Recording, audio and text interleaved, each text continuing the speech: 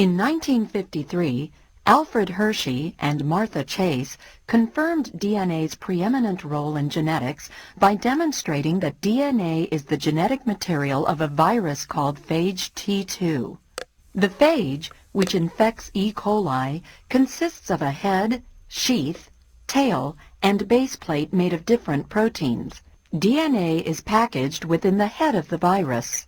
When T2 comes in contact with E. coli, the phage attaches to the bacterium by its tail. Next, the phage injects genetic material into the cell. The genetic material directs bacterial enzymes to produce viral offspring. When the life cycle is complete, 100 to 200 progeny phages have been assembled inside each bacterium. The bacterium breaks open, or lyses, and the phages are released.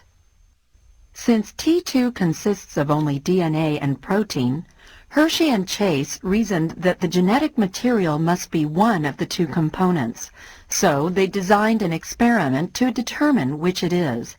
For their experiment, the scientists prepared T2 phages that either had radioactive DNA or radioactive proteins. To make the components radioactive, Hershey and Chase infected E. coli with T2 and grew the bacterial cells in two different culture media, one containing the radioactive isotope phosphorus-32 and the other containing the radioactive isotope sulfur-35. All the phages released from the bacteria grown in the phosphorus-32 medium had radioactively labeled DNA, while all the phages released from the bacteria grown in the sulfur-35 medium had radioactively labeled proteins. In the next phase of their experiment, Hershey and Chase infected E. coli with the two types of labeled T2. They then used a blender and a centrifuge to separate the protein parts of the phage, called the phage ghosts, from the rest of the infected cell. The scientists discovered that the labeled DNA appeared in the host cell, but not the phage ghosts, while the labeled proteins appeared in the phage ghosts, but not the host cell.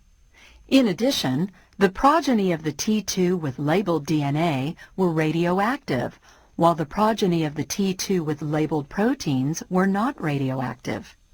Because genetic material is passed on from parent to offspring, Hershey and Chase concluded that DNA had to be the genetic material of T2.